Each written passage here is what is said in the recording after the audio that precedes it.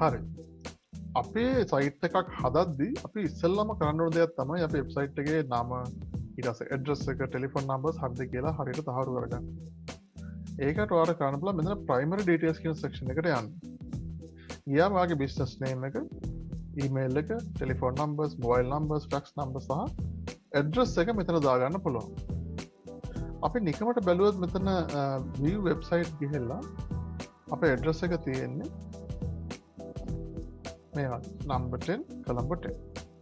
හැබැයි හිතන්න අපිට මේක ලයින්ස් දෙකකට ගන්න ඕනේ කියලා. එතන පොඩි දෙයක් තියෙනවා. උතන මෙතන අපිට BR tag එකක් මේ වගේ දාලා සේව් කරොත් මේ වගේ අපිට ලයින්ස් දෙකකට මේක ගන්න පුළුවන්. ඉතින් ගොඩක් ඇඩ්‍රස් එක දෙක වැඩි නම් ඒ වගේ ලයින්ස් කීපයකට ගත්තට කිසි ගැටලුවක් නැහැ. ඒකම දේ මෙන්න මේක මතක තියාගන්න මේ වගේ මේ ටැග් එක මෙතනට දාන්න ඕනේ.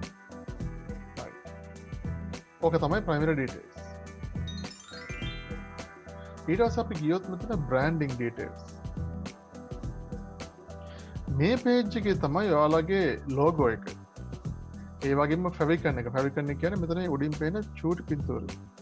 ඉතින් කවුරු හරි අපේ වෙබ්සයිට් එක bookmark කරොත් මේ පින්තූරෙන් තමයි ඒක තියාගන්නේ. ඊට පස්සේ අපේ business එකේ main image එක. දැන් අපි අපේ වෙබ්සයිට් එකට ගියොත් මේක තමයි main image එක, මේ template එක. ඉතින් මේ image එක upload කරන්න, ඔයාලගේ business එකේ tagline එක දාන්න. මේ tagline එක තමයි මෙන්න මෙතනට එන්නේ. මෙතන තියෙන්නේ bring elegance to your life.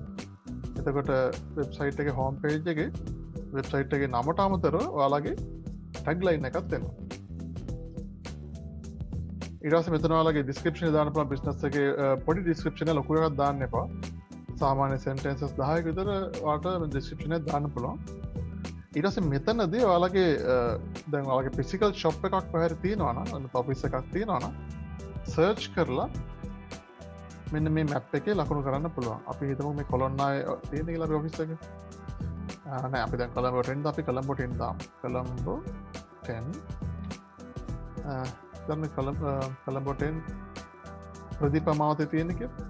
ඒක search කරන්න පුළුවන් මේ වගේ. කරලා අදාළ තැනටම ගිහිල්ලා හිතන්න මේ වගේ තැනක අපේ තියෙන බිල්ඩින් එක අපේ ඔෆිස් එක කියලා මේක ක්ලික් කරන්න. ක්ලික් කරාම මේ රතු පාට මේ වගේ අයිකන් එකක් එනවා. ඊට පස්සේ save branding details කරන්න. ඉතින් අපිට පේනවා අපේ මෙතන save වෙනවා අපේ location. right. ඉතින් අහම තමයි අපේ branding details අපි හදාගන්නේ.